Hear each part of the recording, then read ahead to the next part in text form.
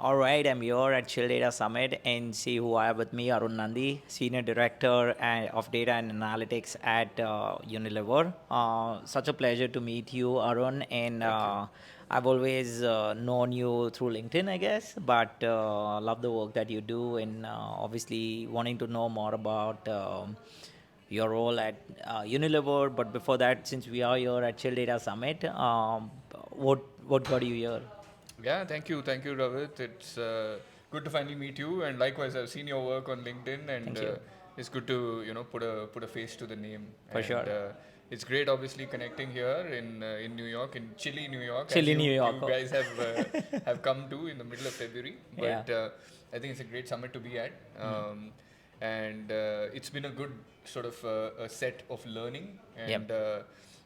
Really good speakers sharing their points of view about how um, modern data architecture is evolving. What are their thoughts around Lakehouse, Mm. etc. So it's been a great experience so far, and I'm sure we'll see much more of that through the day. Yeah, for sure. And thanks for sharing that. Also, I'm pretty sure, Arun, most of us following you might know what you do and how you do it. But for our audience who are new to you and would love to know a little about you and your role at Unilever, would you like to share something? Sure, sure. So I work as a senior director at Unilever, and as part of my role, I manage a team. I would say earlier I would say I lead a small team, but now we've grown much in size. So I'd say I lead a fairly medium to large size team, Wow. and I'm proud of the fact that we have a mandate to drive analytics and to drive value from analytics. Yeah. So we are looking to solve business problems through the use of data analytics and AI. Right. And we are at the forefront of solving these problems through various solutions. A lot of building these solutions, a lot of prototyping, and a lot of solving those day-to-day problem statements that different functional stakeholders have. Hmm. Um, my team works across the functional spectrum, so we have a lot of use cases in supply chain, as an example. Yep. We have a lot of use cases in the other side of the spectrum with CRM and consumer experience, etc. So really, it's very happy to be in this space. It's a very exciting space to be in, and rapidly evolving, as you know, Hmm. on a day-to-day basis. So I would say that I'm in the middle of all the action. Yeah, and that's the fun, right? I'm pretty sure with the huge team that you kind of have, it becomes challenging in the space that is ever evolving too. But at the same time, it's the fun, that you always have around being in the data space and being at the forefront of everything. So that makes a lot of sense in terms of like the modern data stack.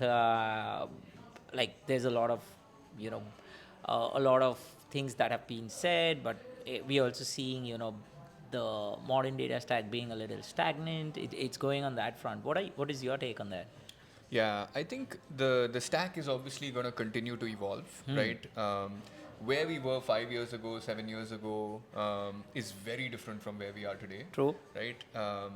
I think if I take one example, right, in 2018 to let's say 2020, right, if you speak to any of the major players within the modern data stack, as we know it, let's say CSPs as an example, Yep.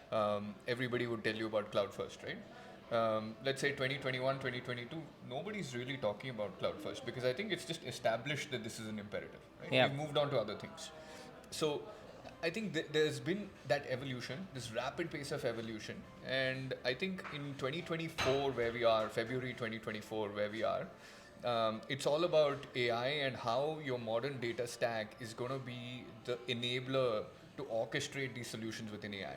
So how do we Love it. Yeah. start building this future fit strategy for your stack, which has these elements that can power your AI strategy? That's Mhm. going to be all the talk. That's where we're spending a lot of our energy and effort on, and I think there's going to be much more of that as we progress forward.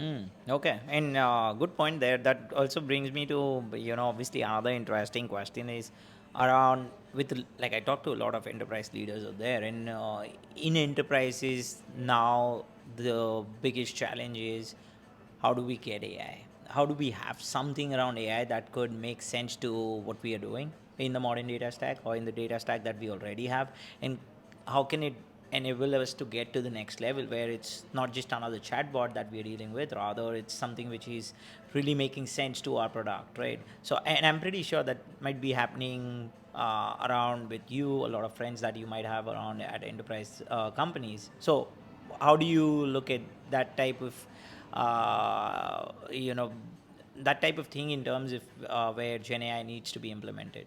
Yeah. So funny story, right?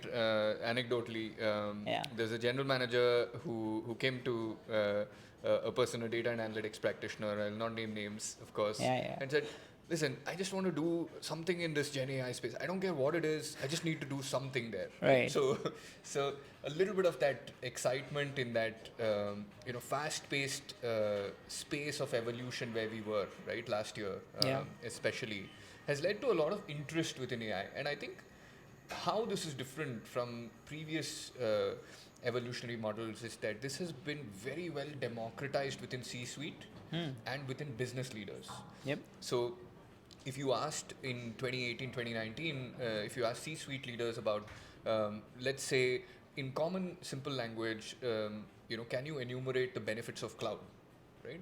Maybe some would have got it, maybe some wouldn't. 50% yes or no. But today, if you talk to any business leader and if you ask them, what are the benefits of AI, everybody has a point of view. Yeah. And I think a lot of that education, you're in the space where you're educating people, communities, aspiring practitioners, as well as business leaders, right? So you know how much of a role, Totally. content creators like yourself, industry, startups, everyone has played in this education space.